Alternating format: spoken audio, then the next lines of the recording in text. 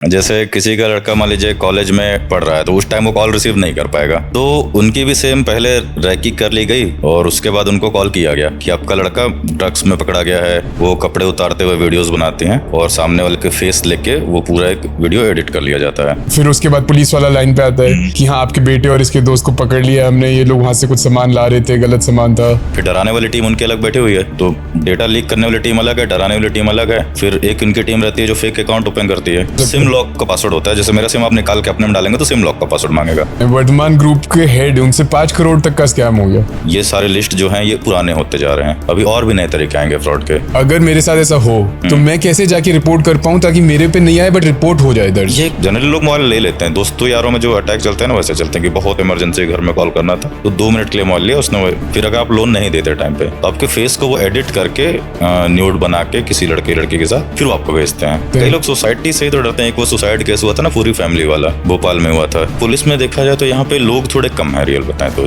इसका समाधान क्या है, कैसे? जब आप सीनियर लेवल पे पहुंचोगे उसका तो बोलते हैं कि आप तो लोन पे एक कार खरीदो और हर आदमी के पास इसी कार में जाना। किसी का इंस्टाग्राम हैक हो जाए तो क्या करना चाहिए? आज का टॉपिक बहुत ही ज्यादा सीरियस है और एक ऐसी चीज है जिसे हम सब बहुत ज्यादा चिंतित हैं। नंबर ऑफ स्कैम्स हमारे देश में इतने ज्यादा बढ़ गए हैं कि आज के डेट में अगर आप अखबार उठा के पढ़ेंगे रोज के रोज 5-6 न्यूज आर्टिकल्स तो आपको ऐसे मिल ही जाएंगे। आइए कुछ पर्टिकुलर टाइप के स्कैम्स देखते हैं। इकोनॉमिक टाइम्स की ये रिपोर्ट हमें बताती है कि 2024 के पहले 4 महीनों में ही इंडियंस 1750 करोड़ रुपए से भी ज्यादा गवा चुके हैं और ये सब सिर्फ साइबर क्राइम्स के वजह से। 7,40,000 से भी ज्यादा साइबर क्राइम कंप्लेंट्स दर्ज हुई हैं national cyber crime reporting portal में। ये जो पर्टिकुलर जंप है ये 113% है 2021 से 2023 के बीच में, 60.9% 2022 से 23 के बीच में और 85% of them were financial online frauds. ये क्लियरली हमें बताता है कि हमें कितना सतर्क रहना पड़ेगा। अब इंडिया टुडे की स्टोरी को ही देख लिए। ये एक जर्नलिस्ट की स्टोरी है जिसको कॉल आता है कोरियर कंपनी से ये बताते हुए कि उसका जो आधार नंबर है वो एक पार्सल से लिंक्ड है जिसमें ड्रग्स बुलवाए गए थे और घंटों तक इस जर्नलिस्ट को डिजिटल अरेस्ट पे रखा गया स्कैमर्स के द्वारा। डिजिटल अरेस्ट तो आजकल बहुत आम बात ही हो गई है। बैंक मैनेजर्स भी इस पर्टिकुलर ट्रैप में फंस जाते हैं। ये पर्टिकुलर आर्टिकल को ही देखिए। 48.37 लाख बैंक मैनेजर के द्वारा ही ट्रांसफर करा लिए गए और सिर्फ डिजिटल अरेस्ट ही नहीं है, तमाम टाइप के ऑनलाइन फ्रॉड हैं। ये पर्टिकुलर स्टॉक मार्केट स्कैम को ही देख लीजिए जहां पे 4 करोड़ का स्कैम किया गया और फंसने वाले थे एक रिटायर्ड ब्रिगेडियर इंडियन आर्मी के। किसी को भी नहीं बख्शते ये लोग, चाहे आप जितने पढ़े लिखे हो जितने समझदार हो, उससे फर्क नहीं पड़ता। ये पर्टिकुलर आर्टिकल को ही देख लीजिए। एक बैंगलोर के इंजीनियर ने गवा दिया 2.5 करोड़ रुपए लगभग एक फेक ट्रेडिंग ऐप के थ्रू और ये आपके लाइफ के हर पर्टिकुलर एस्पेक्ट को कवर कर सकते हैं फ्रॉडस्टर्स। ये सुनिए 3.64 लाख गवाए गैस बिल पेमेंट करते समय। ये जो रिटायर्ड इंडियन एयरफोर्स के जो वेटरन हैं इनको व्हाट्सएप पे मैसेज आता है कि इनका जो MNGL गैस कनेक्शन है वो कट जाएगा अगर उन्होंने 9 बजे तक पेमेंट नहीं की तो। अब इमेजिन कीजिए कि आपको पुलिस स्टेशन से कॉल आता है कि आपके अगेंस्ट FIR दर्ज की गई है क्योंकि आपके अकाउंट में टेररिस्ट फंडिंग रिसीव हो रही है और ऐसे ही करके आपको फंसा के 1.27 करोड़ इस पर्टिकुलर पुणे के आदमी से हेट लिए गए। ये शेयर ट्रेडिंग के फ्रॉड तो बहुत ही रैम्पेंट है। ये देखिए 272 पुणे रेजिडेंट्स लगभग 125 करोड़ रुपए गवा चुके हैं और ये केवल जनवरी से लेके अगस्त के ही बीच में 8 महीने में 125 करोड़। और इनके जो पर्टिकुलर फ्रॉड करने के तरीके हैं ये भी बहुत ही नए तरीके खोज लाते हैं। अब इसी को देखिए, प्रॉमिस किया गया कि पुराना 5 रुपए का नोट दोगे तो 11 लाख रुपए देंगे और इसी तरह रिटायर्ड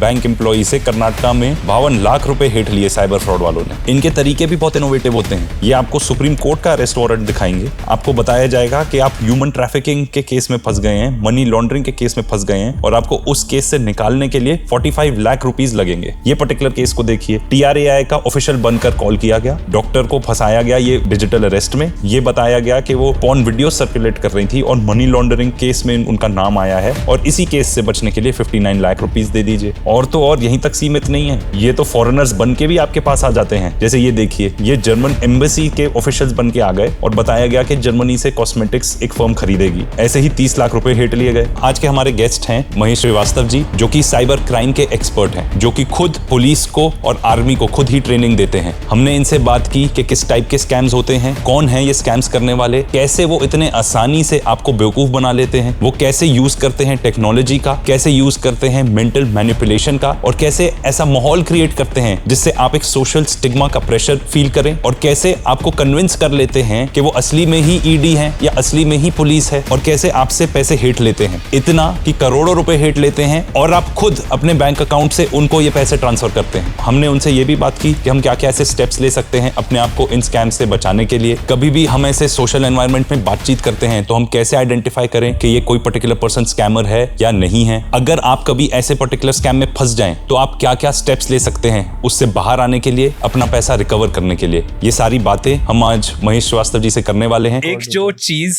आजकल हम सबको अफेक्ट करती है हमारे देश में, वो ये है कि स्कैम्स बहुत ज्यादा हो गए हैं। मतलब मैं अगर अपनी खुद की बात करूं तो मुझे दिन में कम से कम 4 या 5 फोन कॉल ऐसे आते हैं, उसके ऊपर लिखा रहता है suspected scam.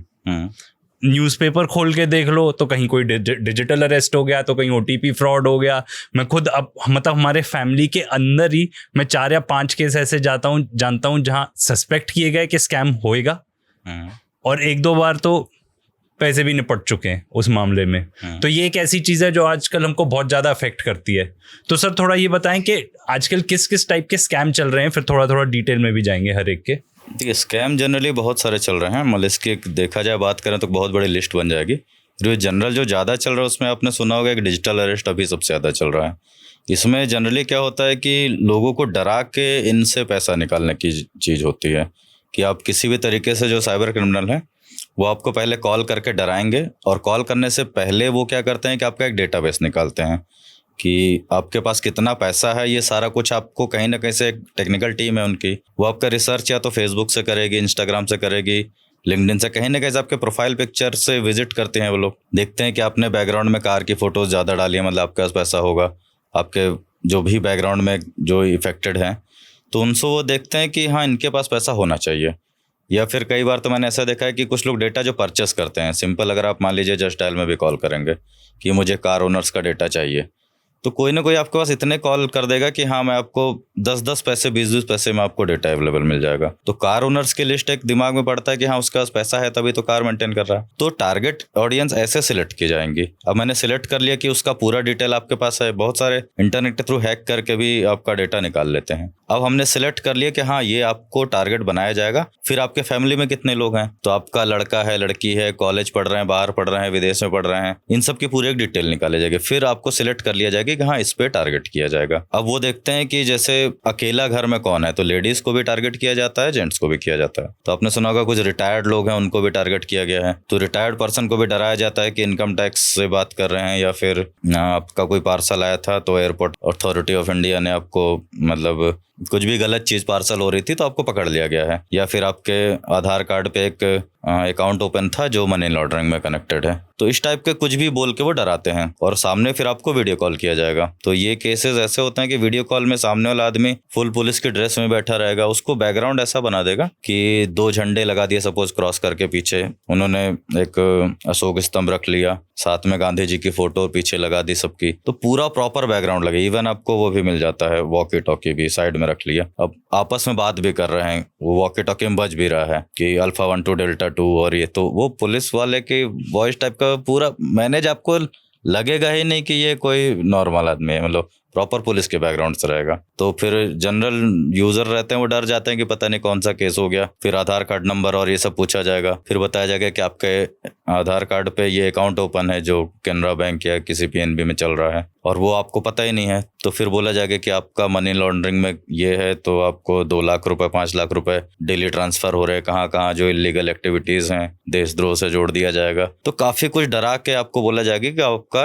Reserve bank of India के अकाउंट में आपको ये जमा करना है, ऐसा करके डराते हैं। प्रॉपर आपको सील साइन की लोगो भी दिखाएंगे, पेपर भी बना देंगे, तो बिल्कुल पता ही नहीं चलता कि वो ओरिजिनल है कि फेक है। ऐसा करके डर जाते हैं काफी लोग, फिर वो उनको पेमेंट मांग लेते हैं सिंपल। इसमें कोई एडीजी बन के कॉल करेंगे, डीजीपी साहब बन के कॉल करेंगे, मतलब छोटे मोटे अधिकारी बन के कॉल ही नहीं करते ये लोग। बट अब कोई आपको मेल करके थोड़ी केस करके पैसा मांग लेगा कि आपने, मतलब कोर्ट से आपको एक मेल आया, तो फेक मेल ही होता है, और कोर्ट वाले ने बोला कि आप मेरे अकाउंट में पैसा डाल दो। इवन मेरे पास ये मेल आया था तो मैंने अवेयरनेस के लिए यूट्यूब पे डाला था, उसमें प्रॉपर रिप्लाई भी आ रहे हैं कि सर मेरे पास भी मेल आया है, मेरे पास भी मेल आया है। कंटिन्यू लोगों के पास मेल आ रहा है। हाँ। अब जो लोग डर जाते हैं वो यूट्यूब सर्च करते हैं फेक कोर्ट ऑर्डर मेल वेल, तो उनको मेरी वीडियोस दिखती हैं उसमें प्रॉपर। तो इसमें एक थोड़ा एग्जांपल दें कि लोग कोई ईडी का ऑफिसर बन कर रहा है, या कोई पुलिस के तरफ से कॉल करके कैसे होता है, एक छोटा एग्जांपल दे दीजिए प्लीज। तो कहीं से भी डरा सकते हैं, ऐसा बोलते हैं। अभी एक केस मैंने सुना था, वो एक आजकल इंटरनेट वो वाला कॉलिंग होता है ना, IVR कॉलिंग, तो IVR कॉल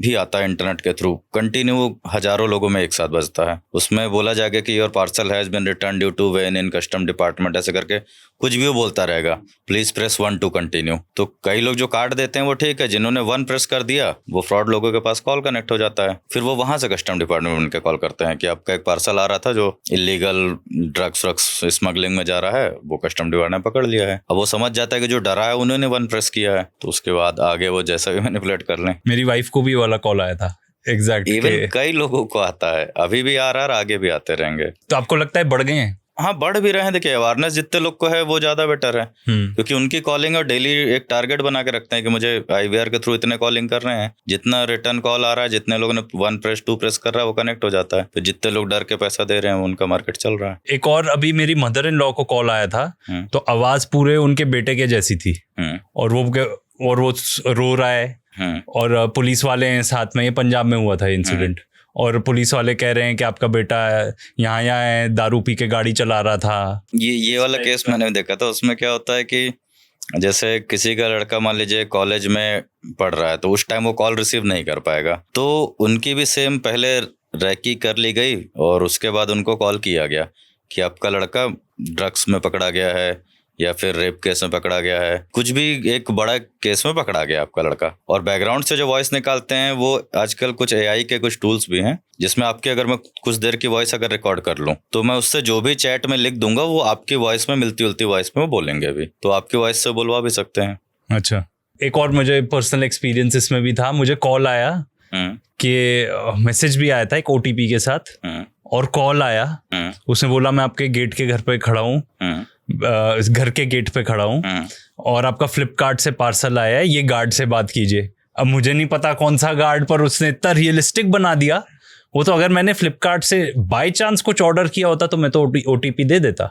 ये फेक पार्सल स्कैम है। देखिए, होता क्या है इसमें कि जो लोग फ्लिपकार्ट या अमेजन जिससे भी शॉपिंग करते हैं तो उनके पास कुछ लोग फेक पार्सल भेजते हैं। अब ये भी 2 तरीके के स्कैम है। या तो आपको भेजा जाएगा कि कुछ भी एक दुपट्टा या पुराने जीन्स कुछ भी पैक करके आपके पास भेज देंगे, जिसका कॉस्ट 800-1200 ऐसा रहेगा। तो यूजर्स को क्या लगता है कि मैंने नहीं, शायद घर में किसी ने मंगाया होगा, तो आपने 1200-1500 जो भी था वो अमाउंट पे कर दिया, कैश ऑन डिलीवरी थी, वो चला गया। इसमें जो पार्सल देने वाला है उसको पता ही नहीं है, क्योंकि वो पार्सल डिलीवरी वाले लोग अलग होते हैं। हम भी कोई भी पार्सल किसी भी कुरियर से अगर मैं भेजूंगा तो कुरियर वाला उस फ्रॉड में तो कनेक्ट नहीं है, उसका काम है मेरा कुरियर उठा के उनके पास दे देना, तो कुरियर वालों को पकड़ने से भी कुछ नहीं होता। अब जो पार्सल भेज रहा है तो मेरा एड्रेस मैंने फेक ही डाला हुआ है, अब वो 1200-1500 जो भी आया अकाउंट वो तो मेरे अमाउंट में आ गया, अकाउंट में आ गया। अब आप अगर देखेंगे कि फ्लिपकार्ट में मैंने रिटर्न करना है तो फ्लिपकार्ट में आप रिटर्न तब कर पाएंगे जब आपने ऑर्डर किया हो, या अमेजन में भी आप देखेंगे ना कि रिटर्न ऑर्डर कब आप रिटर्न करते हैं। आप देखेंगे कि मेरे पार्सल थी तो क्लिक करके उसको रिटर्न करेंगे, आपके रिटर्न में वो शो ही नहीं होगा क्योंकि आपने पार्सल ही बुक नहीं किया था। तो फेक पार्सल स्कैम हो जाता है। इसमें एक ये भी कर सकते हैं, वो अगर मान लीजिए आपका अकाउंट यूज करना चाहें तो आपके आधार कार्ड के रजिस्टर्ड नंबर पे वो लोग एक मैसेज भेजेंगे, उस OTP का यूज वो कहीं पे भी कर सकते हैं, क्योंकि जो आधार कार्ड से रजिस्टर्ड नंबर वो एज ए आधार कार्ड को आप वेरीफाई कर रहे हैं कहीं पे, तो ये भी फ्रॉड चल रहा है। तो कहाँ यूज कर सकते हैं, मतलब अगर कहीं भी हो सकता है, मान लीजिए बैंक किसी का हो अकाउंट गया ओपन कर तो रहा क्या हूं। एक्सपेक्ट कर सकता है मेरे साथ, क्या बुरा हो मान जाएगा? लीजिए मुझे पेटीएम में किसी का अकाउंट ओपन करना है तो वो एक वेरिफिकेशन मांगेगा ना कि आप आधार कार्ड का नंबर डालिए, नाम वाम सब डालिए, फिर वो वेरीफाई कहाँ करेगा, आपके आधार कार्ड के रजिस्टर्ड नंबर पे करेगा। तो वो अगर पार्सल देते टाइम मैं वो OTP लेके डाल दूं तो आपके नाम से मैं अकाउंट ओपन कर लूंगा। पर मुझे तो फिर 2 OTP आ जाएंगे ना, एक तो जो सामने स्कैमस्टर भेज रहा है और एक जो असली में वो आधार असली का में है। पता ही नहीं चल रहा ना कि किसने भेजा है। अगर मैं आपका आधार कार्ड बना के वेरीफाई करने के लिए ही OTP डालूं तो वो OTP आपके पास आएगा और वो पार्सल वाला बता देगा कि OTP है, वो दे के चला जाएगा। नहीं, जैसे कि मान लो मुझे ऐसे कोई OTP मांग रहा है, भाई मान लीजिए फ्लिपकार्ट वाले ही मान लेते हैं, तो मेरे पास OTP आया हुआ है, अब वो मेरा आधार कार्ड यूज कर रहा है, तो उस आधार वेरिफिकेशन के लिए भी मुझे एक और OTP आएगा। फ्लिपकार्ट का जो ओरिजिनल वाला है वो तो उसमें लिखा होगा फ्लिपकार्ट की तरफ से, बट मैं फेक अगर बनाऊंगा, जैसे अभी मैं आपका मान लीजिए पेटीएम में अकाउंट क्रिएट करता हूँ, आपने पेटीएम अकाउंट क्रिएट किया होगा, फिर आपने अपना आधार नंबर डाला होगा, फिर आपने अपना नाम, डेट ऑफ बर्थ सब कुछ डाला होगा, फिर उसके बाद लास्ट में जब वेरीफाई के लिए एक OTP आया होगा, जैसे आपने OTP डाला होगा तो वो क्या बोलते हैं आपका अकाउंट एक्टिवेट हो गया होगा। मतलब वो अपने उससे बना रहे हैं OTP। कर सकते हैं ये भी। जनरली लोग किस चीज के लिए यूज करते हैं, क्योंकि ओटीपी तो एक ही है ना। ये पेमेंट ट्रांसफर करने के लिए ज्यादातर ओटीपी यूज होता है, आपके अकाउंट से पैसा निकालना उसके लिए चलता है। पर वो बैंक का तो ओटीपी अलग होगा ना, वो मुझे को क्लियर नहीं हो रहा कैसे होता है। I don't think bank accounts का होता है, बट वो आधार या किसी एक चीज को टारगेट कर सकते हो, धीरे धीरे ओवर टाइम वो आपकी प्रोफाइल दो, ये सब डेटाबेस। इसमें ये भी है ना कि जरूरी नहीं है वो आपको डायरेक्ट अटैक कर रहे हो, वो इस चीज का डेटाबेस बना के आगे फॉरवर्ड भी करते हैं कि अब आपके कई सारे अकाउंट्स कंफर्म कर लिए। आधार कार्ड को वेरीफाई करने के लिए भी हम लोग कई जगह आधार कार्ड वेरीफाई करते हैं तो ओटीपी मांगता है। जी जी। अब वो कहाँ पे वेरीफाई कर रहा है वो हम लोग यहाँ से नहीं प्रेडिक्ट कर सकते हैं, पर मतलब वो यूज कर सकते हैं वो पर्टिकुलर। और फिर वो क्या करेगा, वो पार्सल वाला तो ओटीपी वाला पार्सल ही नहीं होगा, he'll just time it like that, but वो एक्चुअल में एक ही ओटीपी आएगा, दो इसलिए नहीं आएंगी। हर पार्सल पे ओटीपी, जैसे आज मेरी अमेजॉन डिलीवरी हुई तो उस पे ओटीपी नहीं चाहिए था। इस हफ्ते मेरी मान लो 6-7 डिलीवरी हुई, उसमें से 4 में ओटीपी चाहिए था, 3 में नहीं चाहिए था। वो 3 शायद से अंडर 1000 वाले आइटम थे या कुछ थे, ओटीपी के थ्रू तो वो डिलीवर हुआ है। टाइमिंग ऐसी हो जाएगी कि वो शो करेंगे हाँ ओटीपी से डिलीवरी हो रहा है, बट वो एक्चुअली डिलीवरी का ओटीपी था ही नहीं। कई लोग को पूरा मैसेज नहीं पढ़ते, ऊपर से स्क्रॉल कर देते हैं और 5 डिजिट बता देते हैं। हाँ हाँ, तो ये आजकल चांस तो की इतनी बात है। आदत भी हो गई है चांस ना की बात है। ओटीपी इसका मतलब सतर्क रहना है फुल टाइम। आपको अगर उस टाइम पे पता भी चल गया कि ये फ्रॉड है तो आप किसको पकड़ेंगे? उस डिलीवरी वाले को। उसको पता ही नहीं है कि क्या हो रहा है। वो तो मिडिल मैन है, उसने कुछ गलत किया ही नहीं। एक जिससे मैसेजेस भरे रहते हैं आजकल, जॉब कि जॉब मिल जाएगी। फेक जॉब स्कैम चल रहा है। वो फेक जॉब में तो कई लोग पेमेंट मांगते भी हैं पहले रजिस्ट्रेशन अमाउंट के नाम पे। इसमें भी ऐसा 1-2 केसेस थे कि आपके पास जॉब का ऑफर आएंगे प्रॉपर और आपको बड़ी कंपनी में जॉब लगेंगे, HCL, विप्रो, इन्फोसिस और एसेंचर पे आएगी। तो उस टाइम आपको कुछ भी एक रजिस्ट्रेशन अमाउंट या कुछ भी अमाउंट बोल के वो पैसा लेते हैं उसमें कि आपको इतना अमाउंट भरना पड़ेगा, तो ऐसा होगा। फिर एक बार आपने पैसा दिया तो फिर किसी दूसरे तीसरे नाम से वो कुछ ना कुछ पेमेंट मांगते रहेंगे। जब तक आप देते रहेंगे उनका पैसा मांगने का तरीका चलता ही रहेगा। फिर आप पैसा देना बंद कर देंगे तो उनका नंबर बंद हो जाएगा। आज के लिए हनी ट्रैप वाले बहुत हैं। ये तो मतलब एक फिजिकली भी हो जाते हैं और वर्चुअली भी हो जाते हैं। तो थोड़ा वो बताएं कि पुराने टाइम से चल रहा है, बस इसमें तरीके बदलते रहते हैं। पहले हनी ट्रैप में क्या था कि इसमें मेनली लड़कियां जो रहेंगी वो कपड़े उतारते हुए वीडियोस बनाती हैं और सामने वाले के फेस लेके वो पूरा एक वीडियो एडिट कर लिया जाता है। अब उसको भेज के वो ब्लैकमेल करते हैं। अब इसका तरीका पहले कुछ टाइम ऐसा चल रहा था कि वो डायरेक्ट आपके पास रात में या तो इनका फेक व्हाट्सएप पहले क्रिएट करते हैं ये लोग कहीं ऑनलाइन नंबर्स लेके।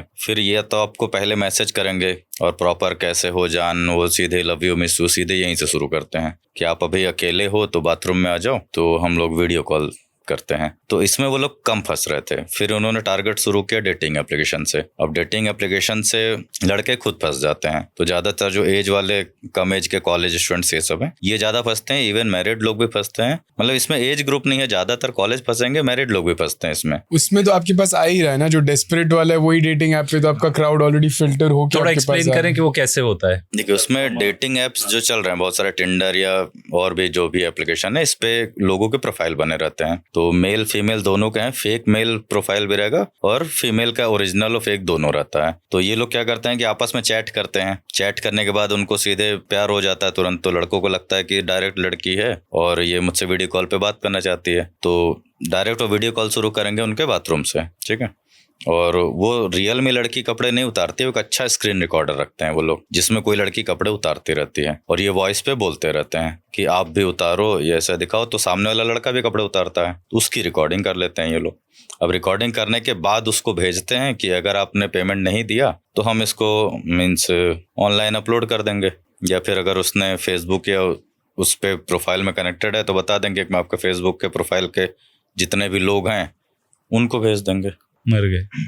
तो ये तो एक वीडियो वाला हो गया। और हनी ट्रैप में और 1-2 कोई एग्जांपल, जैसे जनरली ये वीडियो वाला है। दूसरा डेट पे बुला लेना, कहीं पे बुला के। फिजिकल मिलने वाला भी अलग होता है। फिजिकल मिलने में भी आपको जो लड़कियां रहती हैं वो आपको मिलने भी आती हैं। कुछ लोगों में तो ये रहता है कि वो कॉल गर्ल्स बुला लेते हैं और आपके साथ प्रॉपर इंटीमेट भी होंगे और आपकी वीडियो बनाई जाएगी। अब वो रियल वीडियो है, उसको भी लेके ब्लैकमेल कर सकते हैं, या वहां पे फिर पुलिस का कोई बन के आएगा अधिकारी। हाँ, ये वो भी लोकल ही रहता पिक्चरों में है। होता है। ये कुछ जगह ओरिजिनल भी होता है। हाँ। और इसमें क्या रहता है कि अगर उसने पकड़ लिया आपको तो उस टाइम आप इस कंडीशन में हो नहीं कि आप थाने में रिपोर्ट करोगे। और थाने में रिपोर्ट करके क्या बोलेंगे आप कि मैं एक लड़की बुलाया था होटल में और मुझे पकड़ लिया गया है, तो ये आप पुलिस में भी कंप्लेन नहीं कर सकते। तो कई लोग इसका भी फायदा उठाते हैं। क्या करना चाहिए ऐसी सिचुएशन में? इसमें क्या करना चाहिए, क्या बताएं। लड़कियां लड़के मिलने के लिए सब तैयार हैं, सब डेटिंग ऐप बनाए हुए हैं। शादी के पहले कुछ मत करो। नहीं, मैरिड लोग आजकल शादी का कितना स्कैम हो गया है।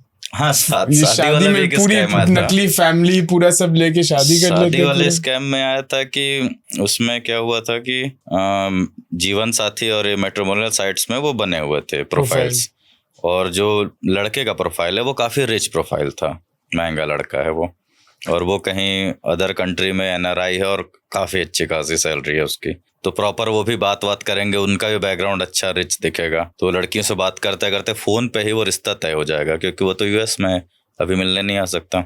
तो ऐसे ही कुछ दिनों बात करने के बाद वो लड़की को एक गिफ्ट भेजेगा जिसमें महंगे महंगे घड़ी, मोबाइल, लड़की को जो भी चाहिए वो वहाँ से पार्सल भेजेगा, मतलब सिर्फ बोलने के लिए, असली में पार्सल नहीं भेजते हैं। तो उसमें भेजेंगे कि मैंने iPhone 14, 15 भेज रहा हूँ, मैं एप्पल का लैपटॉप भेज रहा हूँ, आपके लिए महंगी ड्रेस भेज रहा हूँ, वॉचेस भेज रहा हूँ। तो वो 2-3 लाख का सामान एज ए गिफ्ट भेज रहा है। फिर लड़की के पास वहां से दोबारा कॉल आएगा कि इसने तो लड़के ने गिफ्ट भेज दिया, कस्टम में फंस अब फिर वो एयरपोर्ट पकड़ा गया। तो वो दूसरी टीम थी जो बताएगी कि हम एयरपोर्ट अथॉरिटी से बात कर रहे हैं, तो आपका 3 लाख का पार्सल था जिसमें आपको 18% GST दे के उसको छुड़ाना पड़ेगा। अब 3 से 5 लाख का सामान है, उसकी GST जोड़ के जो भी 24-25 हज़ार रुपये आपको ले लेंगे। उसके बाद पता चला कि ना कोई पार्सल आया था, ना कोई ऐसा लड़का है। कोई लड़का इतनी लंबी गेम खेलेंगे। खेलते हैं ये तो ऐसा। इतनी लंबी नहीं हुई, लोग तो शादी तक कर लेते हैं यार, ये तो फिर भी छोटी हाँ, गेम वो तो अब तुम्हें हाथ भी बड़ा है ना। एक वो बता सकते हो जो तुम्हारे जो अंकल को कॉल आया था, फिर वहां से नहीं नहीं, तो मैं US से आ रहा था, तो लकीली ऐसा हुआ कि मैं लैंड कर गया और मैं प्लेन के अंदर ही था, तो मेरे पापा का घबराए हुए फोन आया, तुम कहाँ हो अभी?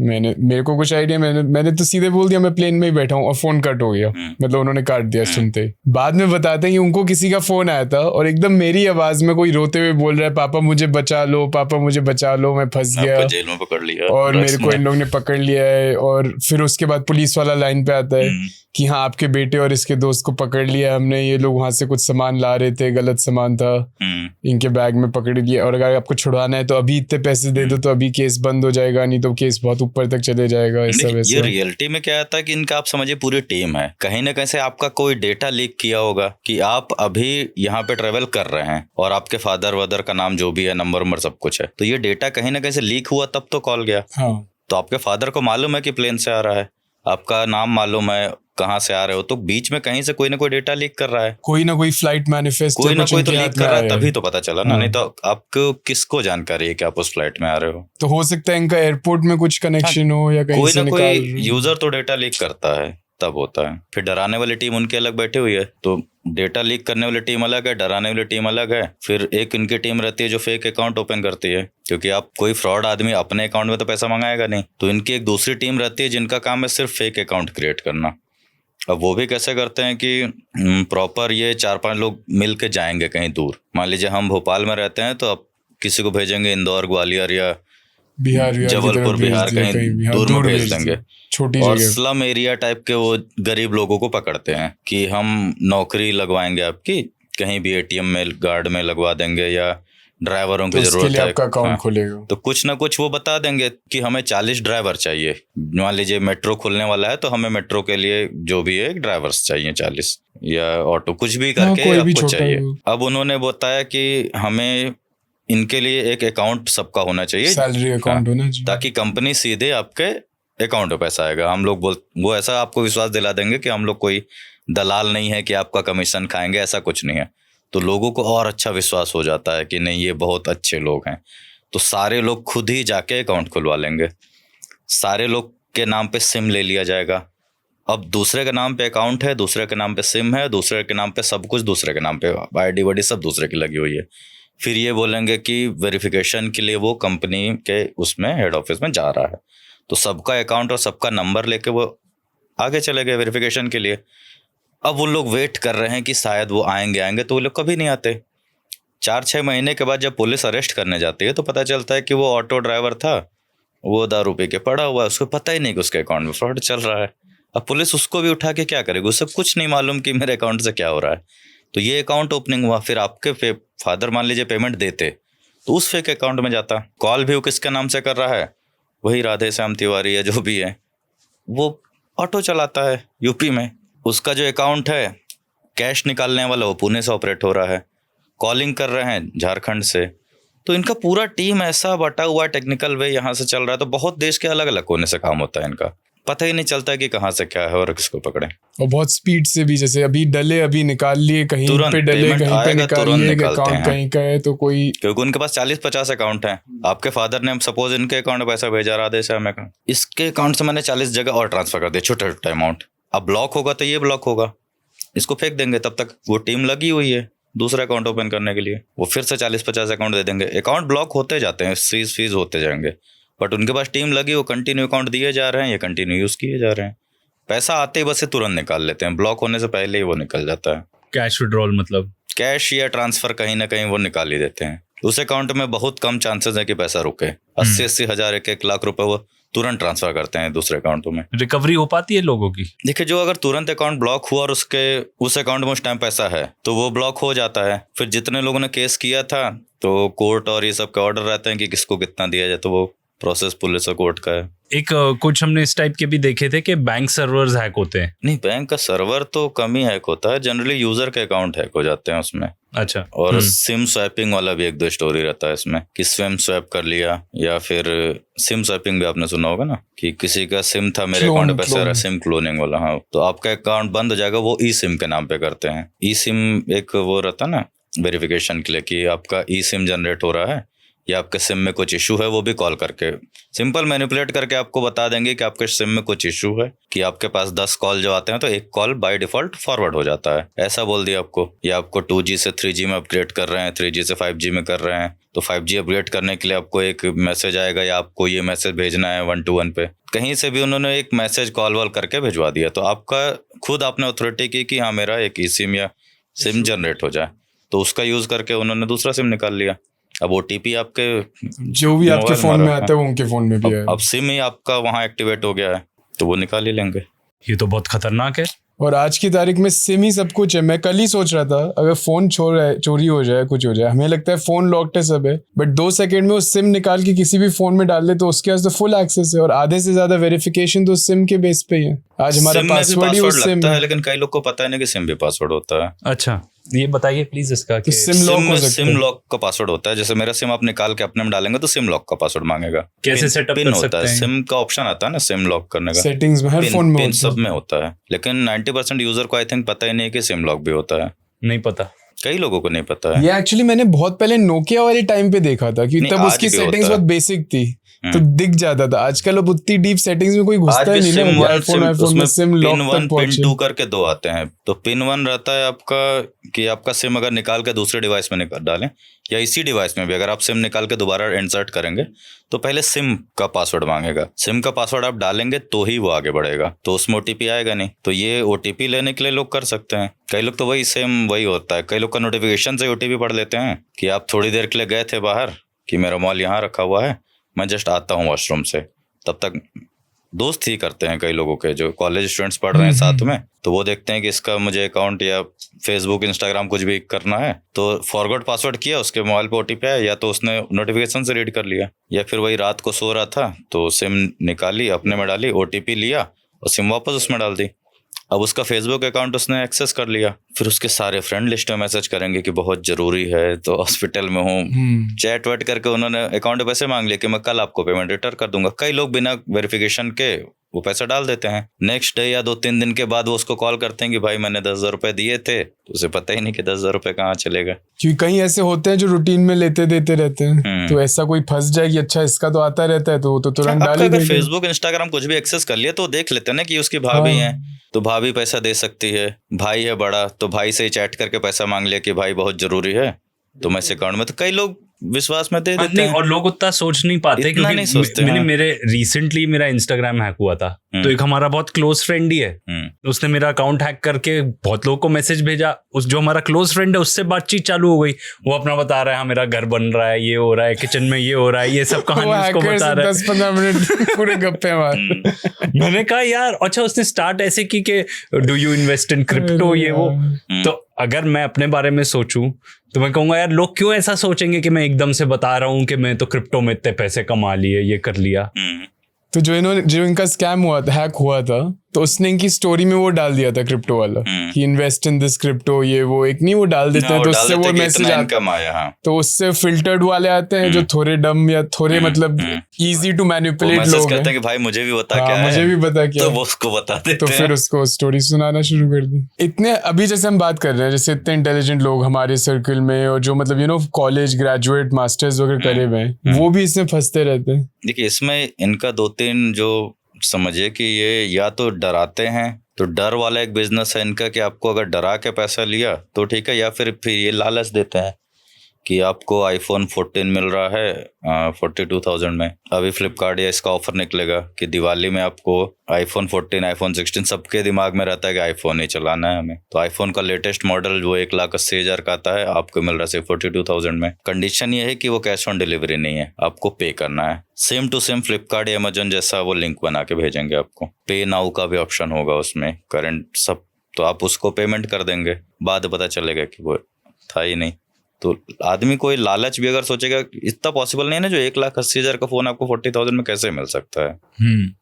लेकिन ये तो जैसे अभी हमने देखा, अभी जैसे आर्टिकल आप देख रहे हैं, वर्धमान ग्रुप के हेड उनसे स्कैम हो गया। मतलब जो one of the top 500,000 businessman होंगे कंट्री में, उनके साथ ऐसा हो सकता है। डिजिटल अरेस्ट वाला डराया होंगे, या फिर वही कि आपके अकाउंट से जो भी था वो इसमें चला गया है, क्या बोलते हैं, मनी लॉन्ड्रिंग में गया है, तो कुछ ना कुछ करके टैक्स इवेजन में भी हो सकता है। आरबीआई टैक्स वैक्स वालों ने डरा दिया कि इनकम टैक्स डिपार्टमेंट से बात कर रहे हैं, आपका प्रॉपर टैक्स नहीं जमा था, तो उसके चलते ये हो गया वो हो गया। तो कुछ भी करके वो मैनिपुलेट कर रहे हैं। अगर आदमी डर जाते हैं तो उनके बातों में आ गए तो पैसा सवाल ये है कि इतने इंटेलिजेंट, एक्सपीरियंस्ड, मतलब वेल्दी तो है ही है, खुद मतलब खुद कमाया हुआ, वो तो एक अलग ही रहता है बंदे का एक्सपीरियंस, जो उनकी अवेयरनेस रहती है, तो वो कैसे इसमें फंस गए? उनको तो पता था कि ईडी है, अगर कुछ भी तो नोटिस आएगा अलग से, ऐसे बैठ के वीडियो कॉल पे थोड़ी, मतलब ये कभी नहीं होगा ना कि वीडियो कॉल पे कोई आ रहा है आपको और कोई पुलिस अरेस्ट नहीं करती है।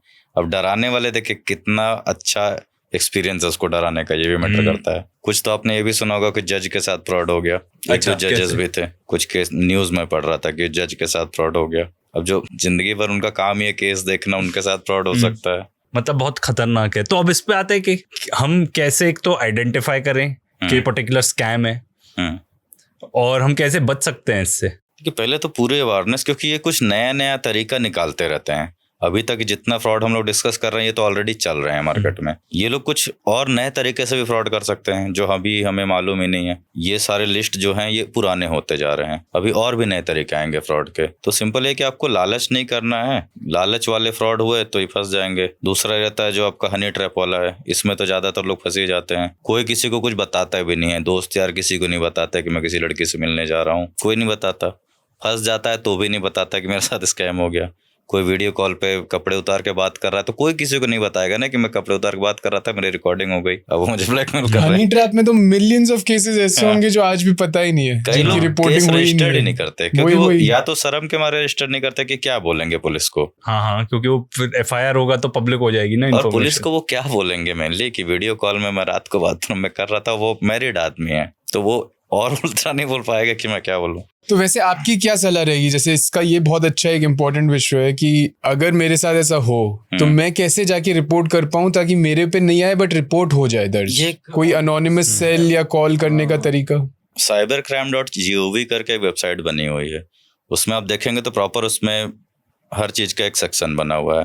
फाइनेंशियल फ्रॉड का अलग है, इवन ये वुमेन वाले अलग बने हुए उसमें। जैसे लड़कियों के साथ अगर फ्रॉड होता है तो वो ज़्यादातर सुसाइड अटेम्प्ट कर लेती हैं या फिर वो कुछ न कुछ गलत कदम उठाती हैं, तो उनके लिए भी बना हुआ है कि उनका नाम बाहर ओपन नहीं होगा और प्रॉपर पुलिस उसको इन्वेस्टिगेट करती है। तो वेबसाइट्स बनी हुई है, उस पर काम चल रहा है अभी। तो cybercrime.gov वेबसाइट है, जाके कम से कम एक रजिस्टर कर सकते हैं। एक और सवाल पूछना चाहूंगा कि अगर मान लीजिए किसी के साथ ऐसा होता है और पैसे भी दे देता है, फिर तुरंत क्या एक्शन लेना चाहिए? पैसे तो उसे देने ही नहीं है, पहली बात।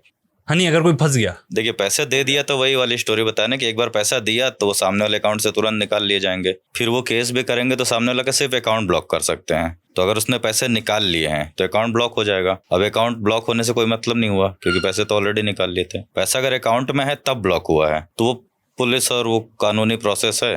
तो जितना भी अमाउंट है, क्योंकि उसने सिर्फ आपके साथ किया नहीं है, वो कई लोगों के साथ किया हुआ है, तो कई लोगों का केस रजिस्टर्ड हुआ है, फिर वो कोर्ट डिसाइड करेगा किसको कितना पैसा देना है। केस ही कर सकते हैं बस ये है। तो तुरंत जाके पुलिस को बताएं। हाँ, हनी ट्रैप में मान लीजिए डर के मारे अगर आप पैसा दे रहे हैं तो आपसे पैसा मांगते ही रहेंगे वो कि 5,000 दे दो, 10,000 दे दो, इतना दे दो, क्योंकि आपको जब तक पैसा मांगते रहेंगे जब तक आप केस नहीं करोगे। एक बार वीडियो बन गया फिर तो लाइफ लॉन्ग के लिए वो वीडियो तो समझ कहीं नहीं जाते जा हैं कि रहा। अभी डर गया कितनी है बार तो ये सोच इसको वीडियो अपलोड करना ही है। जनरली मैंने देखा कि वो वीडियो अपलोड नहीं करते कई जगह, बट फिर भी इंसान इतना डर जाता है कि नहीं मेरी वीडियो है उसके पास तो मैं पैसे दे दूं, ऐसा होता है। मतलब ये इसका फिर अंत नहीं है आपसे। आप पैसा दिए मतलब वो मछली का कांटा होता है ना, फंस गए अब वो खींच सकता है बस आपको। एंड वो जनरली जो आपने केसेस सुने हैं, क्योंकि आपने तो इतने लोगों से इंटरेक्ट किया है, तो क्या बोलते हैं कि रेगुलरली मांगते रहते हैं फिर पैसे? रेगुलर जो फंस गया है वो पैसा मांगते ही रहते हैं, या तो उसको अपना नंबर ही बंद करना पड़ता है, या फिर वो अगर फेसबुक या कहीं सोशल मीडिया में कनेक्टेड है तो उसको भी डीएक्टिवेट करना पड़ता है उसको, क्योंकि वो टारगेट वही करते हैं कि आपका अकाउंट है मेरे पास। वो कई लोगों के फ्रेंड लिस्ट दिखते रहती है, तो फ्रेंड लिस्ट में बता देते हैं कि तुम्हारे जीजा चाचा सब हैं, तो फैमिली मेंबर को हम तुम्हारा वीडियो भेज देंगे।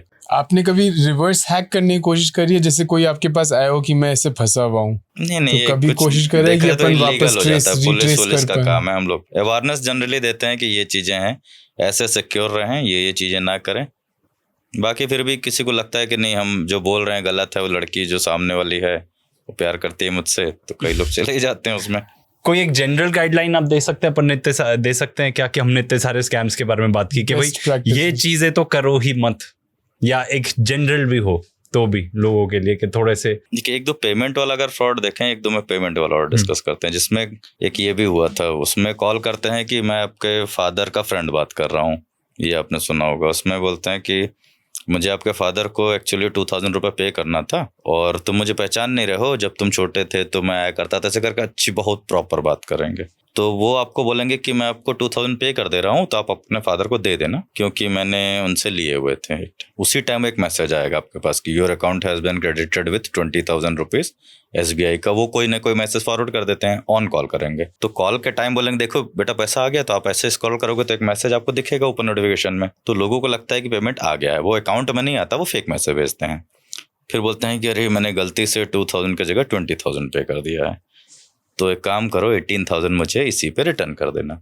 तो कई लोग विश्वास में वो रिटर्न कर देते हैं, बाद में अकाउंट चेक करते हैं तो पता चलता है कि उनके अकाउंट में पैसे भी नहीं आए।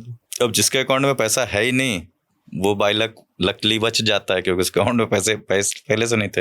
अब आपके अकाउंट में अगर 18,000 है तो आप 18,000 रिटर्न कर दोगे उसको। कितने फंसते होंगे? कई लोग फंसते हैं, रोज इनके केस होते हैं। उनकी टीम लगी हुई है कॉल करने के लिए, रोज वो 100 लोग को कॉल करते हैं तो 5-7 तो फंस ही जाते हैं डेली। नहीं तो एक चैनल है मैं देखता हूँ, स्कैमर पे बैक, एक ये बहुत बड़ा यूट्यूब चैनल है, वो ब्लू हेयर वाला, उसमें एक यूट्यूबर है। तो उसमें बहुत सबसे कॉमन केस यही है कि अमेरिका में जैसे ओल्डर लोगों को टारगेट करा जाता है, स्पेशली अमेरिकन्स को, और उनको फेक ईमेल आता है कि आपके इतने पैसे काट लिए। जैसे नॉर्टन का आपका रिन्यूअल था तो ज्यादा पैसे काट लिए कि 100 कटने थे तो 1000 कट गए, और please call this number to get your refund.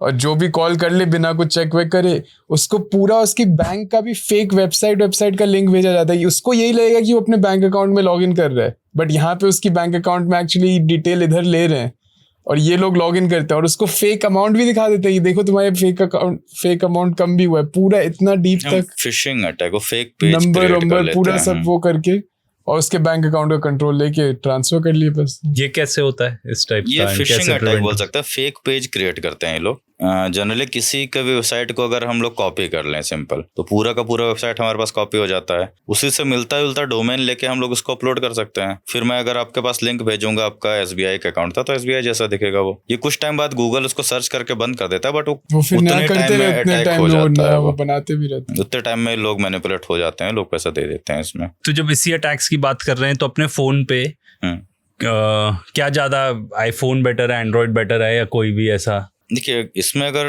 OTP based scam करो तो आप आईफोन चला रहे हो या कोई भी फ़ोन चला रहे हो, अगर आपने OTP बता दिया, आप सैटेलाइट फ़ोन भी चला रहे हो, अगर आपने OTP बता दिया तो वो तो अटैक पे चला ही जाएगा। फेक लिंक वाली बात करें अगर, तो लिंक जो है वो ब्राउज़र बेस्ड अटैक होता है। आईफोन में भी ब्राउज़र ही ओपन होगा, इसमें भी क्रोम पे वो ब्राउज़र ओपन होगा।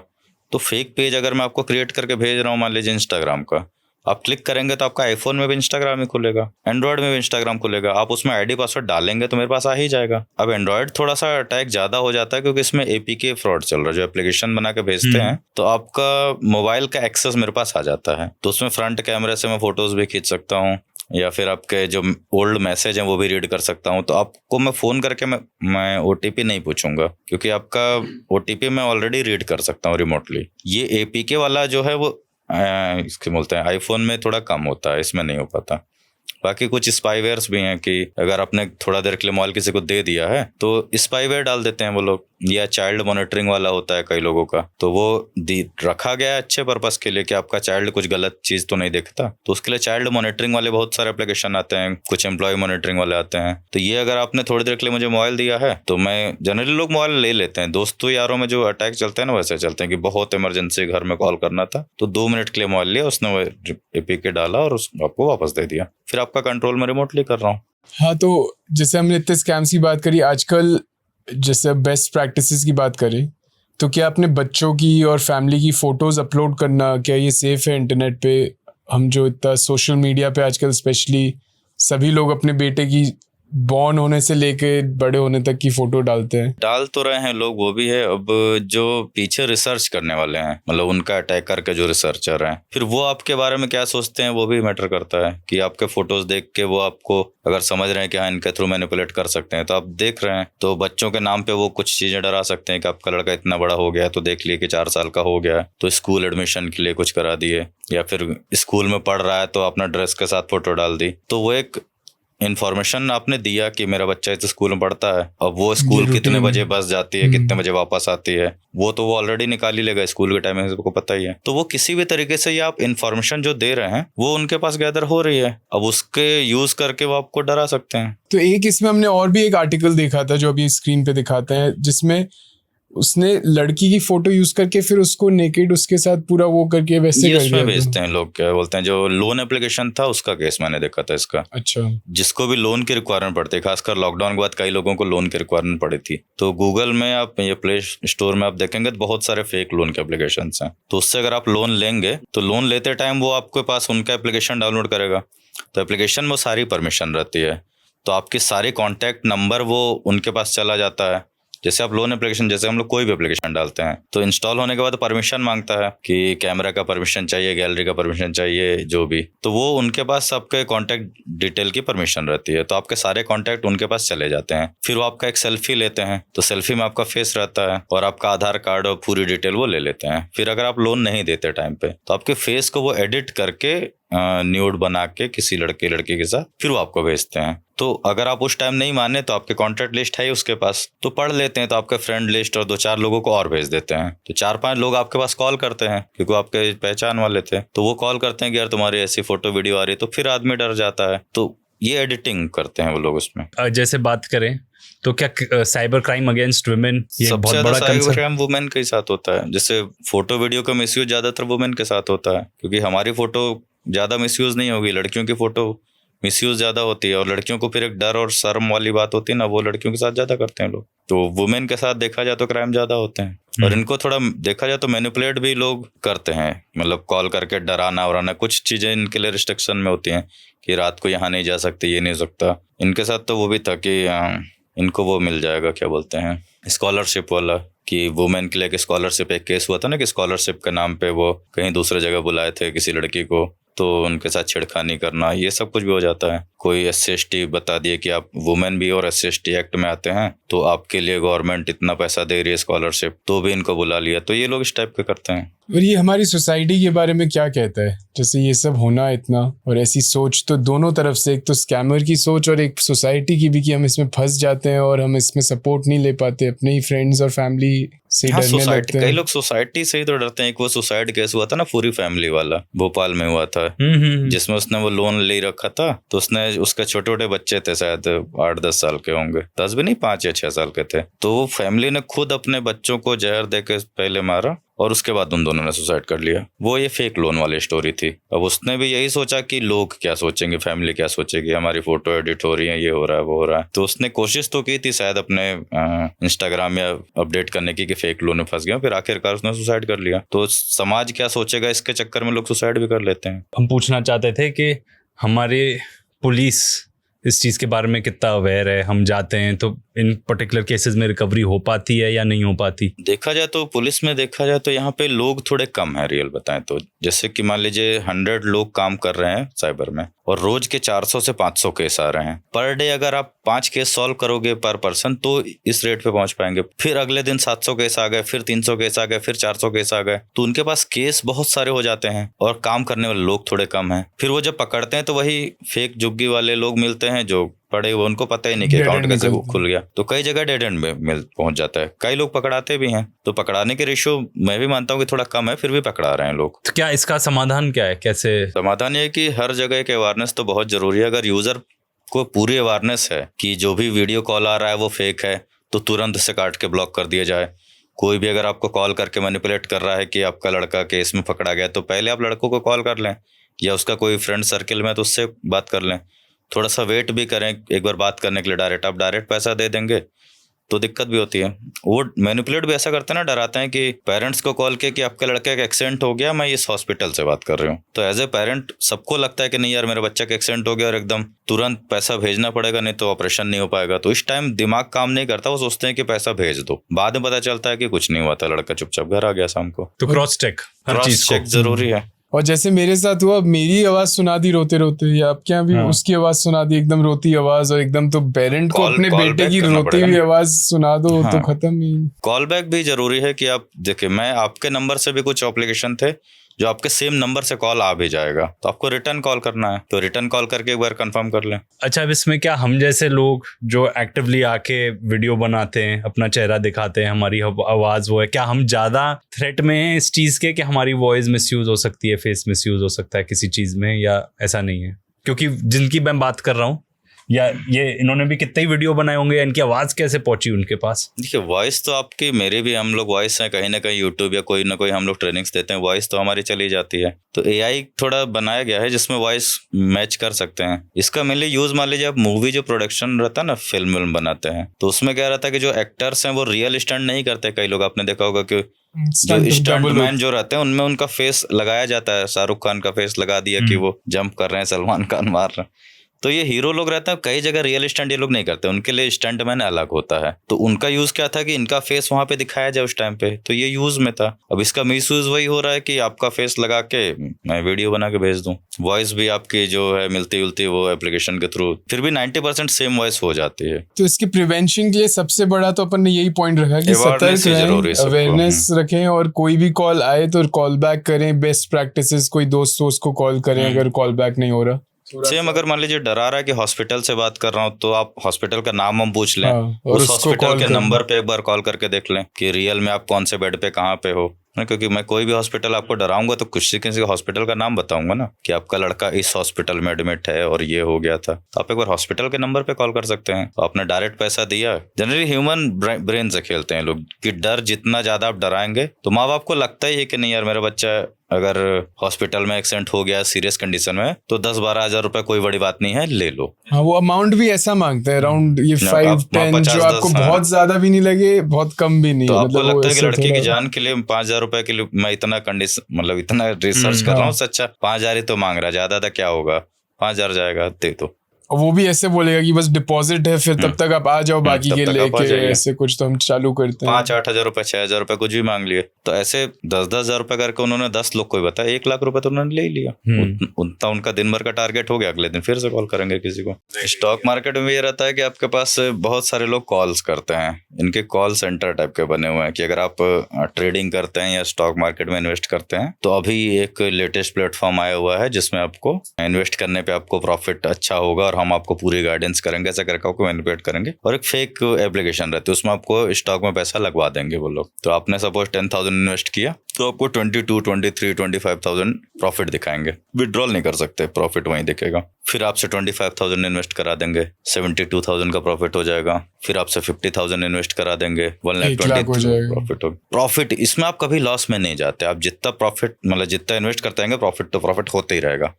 अब देख लेंगे कि आपने 1 लाख 2 लाख इन्वेस्ट जो भी कर रखा है, तो कभी कभार कुछ एप्लीकेशन है जो आपको थोड़ा मोड़ा अमाउंट रिटर्न कर देते हैं। तो आपने टोटल तो 1,20,000 लगाया था, 25,000 में आपको रिटर्न भी कर दिया, तो आपको विश्वास हो गया। फिर आपने और पैसा लगा दिया। तो लोग 2-2, 3-3 लाख रुपए लगा देते हैं, उनको 10 लाख तक का प्रॉफिट होता है। जब आप रिटर्न लेंगे ना तो भैया एप्लीकेशन बंद हो जाती है, आपका अकाउंट बंद हो जाता है चीज। तो आपको बिल्कुल पता ही नहीं चलता कि कौन सा एप्लीकेशन था और कहाँ चला गया और कितना अमाउंट था उसमें। जो है कि आपको सिर्फ इन्वेस्टमेंट कराते रहते हैं। तो ये भी वही लालच में आ जाता है। तो आप लालच कर रहे हैं तो आप फंस रहे हैं। इतना लालच नहीं करते हैं कोई। और इसका तो एक मैंने वो भी देखा था जो 150 रुपीज वाला, ये भी बहुत चल रहा है सबसे ज्यादा। उसमें एक मैसेज आता है कि रिव्यू स्कैम वाला, ये भी देखा होगा आपने। नहीं, ये एक रिव्यू अगर आप डालेंगे तो आपको 150 रुपीज मिलेगा।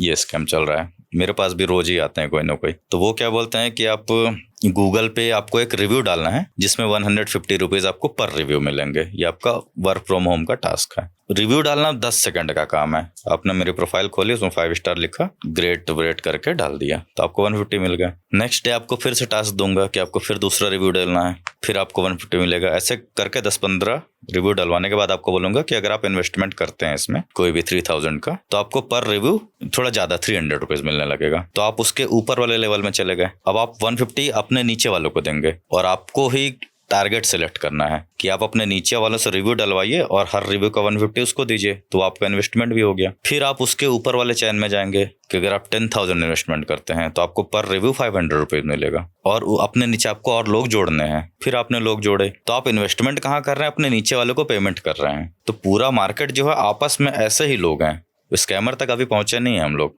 फिर आप 50,000 का इन्वेस्टमेंट करेंगे तो आपको पर रिव्यू 1,000 मिलेगा और आपको अपने नीचे वाले लोगों को जोड़ते जाना है। तो आप ही ने उन लोगों को जोड़ा है 150 वाले स्कैम में, हैकर्स ने नहीं जोड़ा है। फिर आप 1 लाख का इन्वेस्टमेंट करेंगे तो जो 1 लाख और 2 लाख का इन्वेस्टमेंट होता है वो किसी करंट अकाउंट में जाता है, वो रहता है स्पैमर का। अब जब केस होगा तो आपके पास पैसा आने बंद हो गए, तो यूजर को क्या लगता है कि जब तक पैसा आ रहा है तब तक वो तो अच्छा है, और जब पैसे आने बंद हो जाते हैं तो लगता है भैया हमारे साथ स्कैम हो गया। फिर वो केस करते हैं। अब आप किस पे केस करोगे? आपने जो इन्वेस्टमेंट किया था वो कहाँ किया था? अपने नीचे वालों पे। तो आप नीचे वालों पे केस करोगे। नीचे वाले का स्कैम हुआ वो ऊपर वालों को करेगा, उसको आप ही ने जोड़ा था। तो अब आपका जो 10,000 जो वो था क्या बोलते हैं इन्वेस्टमेंट, वो आपने नीचे वालों को 1,000 करके 10 लोगों को दिया था। वो अपने नीचे वालों को 150 15 लोगों को दिए थे।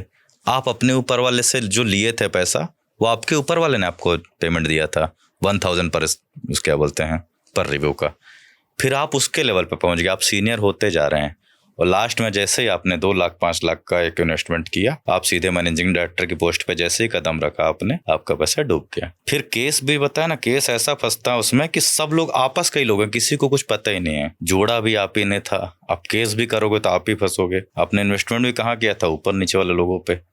तो ये पूरा जो जाल फंसता है वो सिर्फ आपस के ही लोगों में फंसा देते हैं और आखिरी का जो स्कैमर है उनके पास जैसे पैसा आता है वो निकाल के चले जाते हैं। तो ये एक मॉडर्न डे पिरामिड स्कीम हो गई। ये उनका जिसमें आप खुद ही बना रहे हो फर्स्ट पार्टी ये हमेशा से वो तो वही रहा है। हाँ यार मैं कॉलेज में था 15 साल पहले, तो एक बच्चा एक मर्सिडीज टाइप की गाड़ी लेके कॉलेज आ रहा है, मेरी एज के मतलब 19 साल का बच्चा दिल्ली में, और सबको बता रहा है कि तुम भी लग जाओ ये मेरे नीचे, इतने ये नेटवर्क वही ये मैंने तो देखो इतने के चेक आ गए, पूरी गाड़ी ले रखी है। वो नेटवर्क मार्केटिंग वाले बोलते हैं, जब आप सीनियर लेवल पे पहुंचोगे उसका, तो बोलते हैं कि आप तो लोन पे कार खरीदो और हर आदमी के पास इसी कार में जाना, और तुम क्या बोलना है कि मैं नेटवर्क मार्केटिंग कैश में खरीदी है कि नेटवर्क मार्केटिंग के थ्रू पैसा है, तब तो लोग तुमसे जुड़ेंगे। तो क्या ये सारे नेटवर्क मार्केटिंग वाले स्कैम होते हैं? मैंने खुद यूज नहीं, स्कैम नहीं होता, वो पैसा तो मिलता है बट इसमें कोई करोड़पति नहीं बन जाता जितना वो लोग बताते हैं। मतलब पिरामिड स्कीम है, जब गिरी तब गिरी, जब गिरी तब गिरी। उसमें अमाउंट आता है बट उतना भी नहीं आता कि आप क्या बोलते हैं करोड़पति बन जाओगे, BMW ले लोगे। वो तो जैसे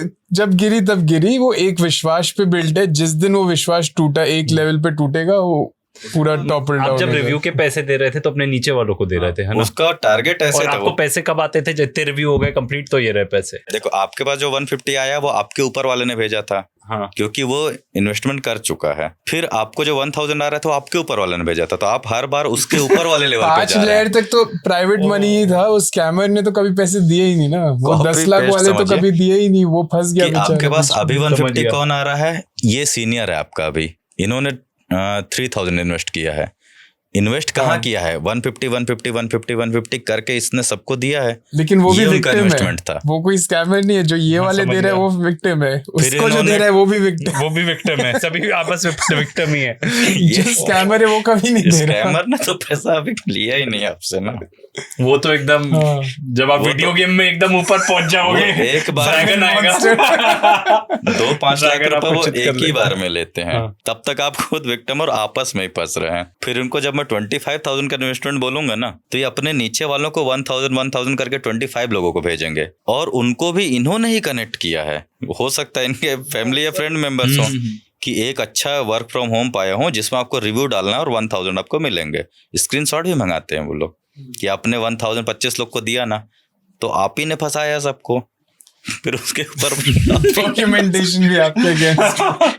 अब आप किस पे केस करोगे कि आपने 30,000 कहाँ इन्वेस्ट किया? पुलिस अपने पूछेगी ना कि भाई दोस्त 35 कहाँ इन्वेस्ट किया, तो आपने 1000 अपने लोगों को दिया है, और ये किसी ने हैक नहीं किया, आपने अपनी मर्जी से दिया है। फिर आपने 35 के बाद जो भी 70,000 था वो कहाँ इन्वेस्ट किया, तो आपने अपने लोगों को, अपने नीचे वालों को दिया है। वाह यार, जिसने भी सोचा बड़े डिजर्वेडली उसको मिल रहे हैं ये तो पैसे। बहुत पुरानी, लेकिन पर फिर भी यार मैंने हाँ, पर फिर ओजी भी- चीज है, ओजी। इसका मैंने पूरा रिसर्च किया है, ऐसा स्टोरी चलता है।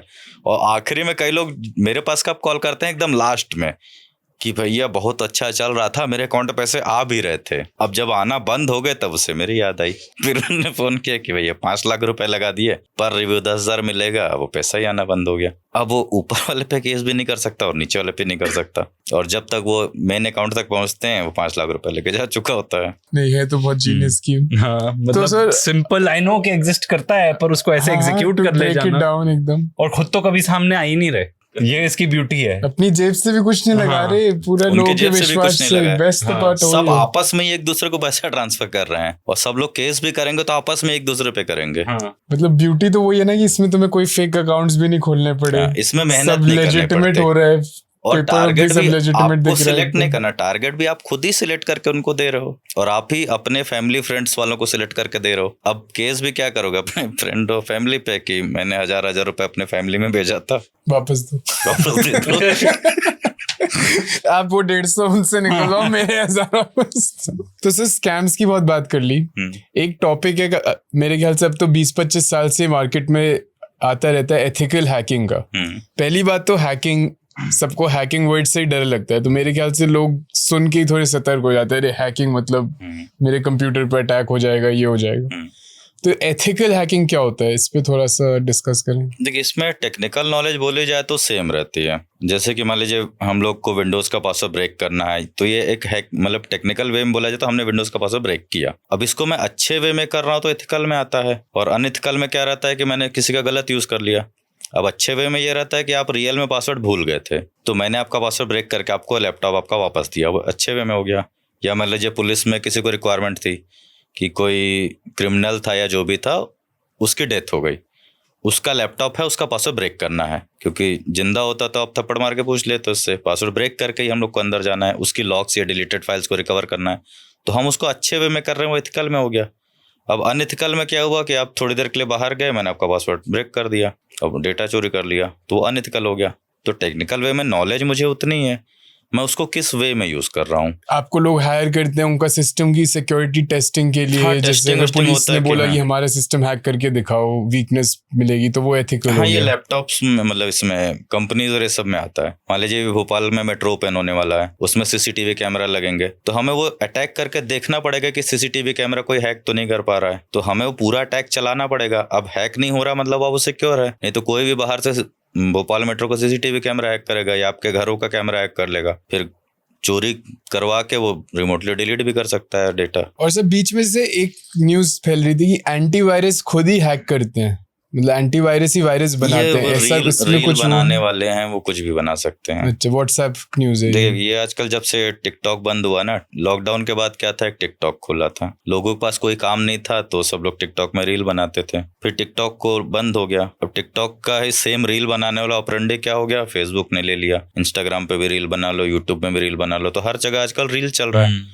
तो कुछ लोग हैं जो रील में कुछ भी बोलते रहते हैं, तो उन्होंने बोल दिया ऐसा है तो वो रील शेयर हो जाती है, दूसरा इन्फ्लुएंसर ने देखा उसने भी सेम रील बना दी। तो कई लोग तो रील के मीडियम से बना देते हैं कि ये चल रहा है, ऐसा चल रहा है। कई लोग ये भी बोलते हैं कि सिर्फ लिंक पे क्लिक करने से पैसा चोरी हो गया। ऐसा कोई भी अटैक नहीं है रियल में कि आप सिर्फ क्लिक करो और पैसा चोरी हो जाएगा। उसमें इन्फॉर्मेशन तो कुछ ना कुछ तो करना पड़ेगा। परमिशन अलाउ करना पड़ेगा या अपना कुछ ना कुछ information उसमें डालना पड़ेगा। अटैक होगा, या फिर आपने पिन डाला होगा, बिना पिन डाले आपके एटीएम से पैसे, मतलब फोन पे गूगल पे से पैसा नहीं जाता है, तो बोलते हैं कि नहीं हमने क्लिक किया और पैसा। न्यूज में भी मैं पढ़ता हूँ ऐसा कोई अटैक नहीं है कि आपको मोबाइल में भेजा, कोई लोग बोलते हैं मिस कॉल मारा और गायब हो गया। ऐसा कोई, लोग मोबाइल रखना छोड़ दें, मैं आपको मिस कॉल मारूं आपका पैसा चोरी हो जाए। तो सर एंटीवायरस का फायदा है, फोन में एंटीवायरस होना चाहिए, आपको लगता है सभी को एंटीवायरस डालना चाहिए? अभी तक जो भी अटैक हो उनका बैकग्राउंड में कुछ ना कुछ कोडिंग और सिग्नेचर्स होते हैं, तो एंटीवायरस उनको डिटेक्ट करके पकड़ लेता है। अच्छा, बट एक अटैकर्स क्या करेंगे कि कुछ नया कोड डाल दिए जो एंटीवायरस के पास नहीं है, तो उसको डिटेक्ट नहीं करेगा। कुछ दिन बाद एंटीवायरस अपडेट होगा तो वो उस कोड को दोबारा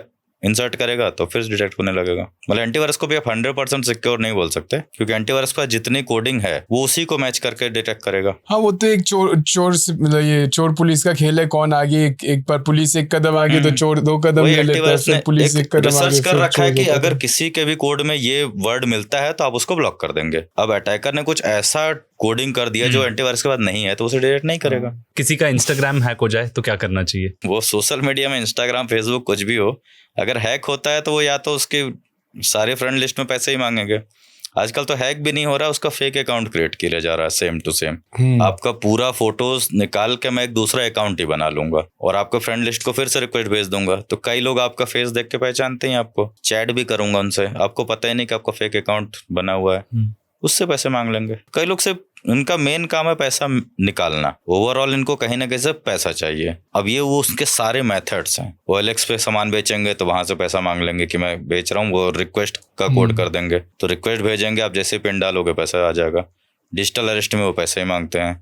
फेक जॉब स्कैम बता रहा उससे पैसा मांगते हैं। आपका ये कौन सा फ्लिपकार्ट का जो फेक पार्सल है उसमें पैसा मांग रहे हैं। हनी ट्रैप भी करेंगे तो पैसे ही मांगेंगे लास्ट में। स्टॉक मार्केट में भी उनको पैसा ही चाहिए। नहीं, बस ये हर एक लेवल, बस कमिटमेंट लेवल का डिफरेंस है। आप कितने तरीके, कोई भी तरीका हो सकता है, वो डरा के लेंगे, धमका के लेंगे, शर्म वाला हनी ट्रैप करके लेंगे, कहीं से भी आपको पेमेंट ले लेंगे। नहीं, मेरा ये पूछना था क्योंकि आजकल ये सबसे ज्यादा कॉमन है, मैं खुद ही सफर हूँ कि रिकवर कैसे कर सकते हैं अपना इंस्टाग्राम अकाउंट। आपको देखिए, या तो आप स्टेप 2 वेरिफिकेशन लगा सकते हैं उसमें, और आपका जो ऑथेंटिकेटर एप्लीकेशन भी आते हैं कि मान लीजिए आपका सिम उस टाइम काम नहीं कर रहा है, या सिम आपका निकाल के दूसरे ने, एक ये भी है ना कि सिम आपका मैं निकाल के OTP उसमें ले सकता हूँ, तो ऑथेंटिकेटर एप्लीकेशंस आते हैं, कुछ गूगल के भी हैं और आपके माइक्रोसॉफ्ट के काफी कॉमन। तो वो भी आपको स्टेप 2 वेरिफिकेशन जैसे काम करता है कि आपका रियल ID पासवर्ड है तो आपने एंटर किया, तो भी आपको जब तक ऑथेंटिकेटर के एप्लीकेशन का कोड नहीं डालेंगे तब तक वो आपका क्या बोलते हैं अकाउंट लॉगिन नहीं होगा। और आपका अकाउंट दूसरे जगह लॉगिन है तो वहाँ दिख जाता है वो भी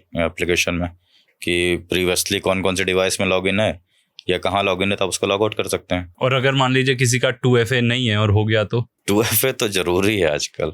नहीं सर, अगर हो गया तो उसके बाद बेस्ट चीज क्या है? तो देखिए वो पैसे ही मांगेगा, कैसे तो करना, अपने सारे फ्रेंड लिस्ट में बताना है सिंपल। नहीं, रिकवर करना है मुझे, अकाउंट रिकवर करना है। तो जिस अकाउंट से बनाया गया था, जीमेल अगर उसने हटा दिया है तो कुछ टाइम तक जीमेल पे रिकवरी कोड आता है, और उसको प्रॉपर वे में मतलब प्रॉपर काम करना पड़ता है, 1 या 2 अटेम्प्ट। फिर उसमें वीडियो वेरिफिकेशन होता है क्योंकि आपका प्रोफाइल है तो आपकी फोटो और वीडियो रहेगी उसके अंदर, तो इंस्टाग्राम वाला एक वीडियो वेरिफिकेशन मांगता है उसमें। तो आप अपना फेस उसमें ओपन करेंगे तो कैमरा ओपन हो जाएगा, फिर वो उसमें इंस्ट्रक्शन रहता है कि आप अपना फ्रंट देखें, लेफ्ट राइट ऐसे घुमाए ऊपर नीचे, तो वो चेक करता है कि आप रियल में इंसान हो, नहीं तो मैं आपकी फोटो को भी इधर उधर हिला सकता हूँ, तो वीडियो वेरिफिकेशन उससे भी हो जाएगा। तो ओरिजिनल में आपको आई को लिप्स कराएगा, फिर लेफ्ट राइट सब कुछ करेगा, फिर वो मैच करेगा कि आपके रियल वीडियो उसके अंदर है कि नहीं, तो वो मैच हो जाता है तो आ जाता है।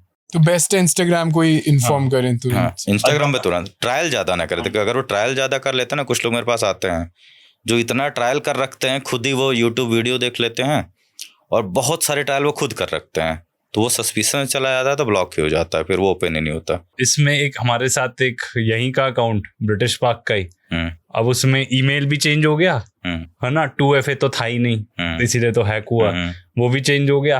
अब वो वीडियो भी नहीं कर सकते वो, क्योंकि उसमें एक की तो फोटो नहीं है, सैकड़ों लोगों की बिजनेस फोटो अकाउंट है वो, किसी इंसान का अकाउंट ही नहीं है। वो बिजनेस अकाउंट अलग होता है, ये यूजर के लिए बनाया जाता है, यूजर में ये काम हो जाता है। उसमें क्या कर सकते हैं? बिजनेस देखिए, आपके मेल पे पासवर्ड चेंज का एक मैसेज आया होगा, वैसे मेल पे जैसे आपने जिस ईमेल से बनाया होगा, तो उसमें ईमेल ही चेंज कर दिया, ईमेल ही चेंज कर दिया। पासवर्ड चेंज करते टाइम वो एक मेल आया होगा उसी टाइम पे, तो उसमें आपको क्लिक करके उस टाइम देखना था। अगर उसको आपको ज्यादा टाइम हो गया तो अब नहीं हो पाएगा। उस टाइम अगर आपने किया होता someone has change your password, if you doesn't you please click here, ऐसा करके एक आता है मेल, उस टाइम आपको करना था। तो सर अवेयरनेस के लिए बेस्ट प्रैक्टिसेस, लोगों को अवेयर कैसे करें और कहाँ वो जाए, कौन से रिसोर्सेज, कब शुरू होना चाहिए? देखिए मेनली ऐसा समझिए कि हर स्कूल कॉलेज में कुछ दिनों की इसकी क्लास होनी चाहिए, क्योंकि स्टार्ट तो ये स्कूल कॉलेज के स्टूडेंट से होता है।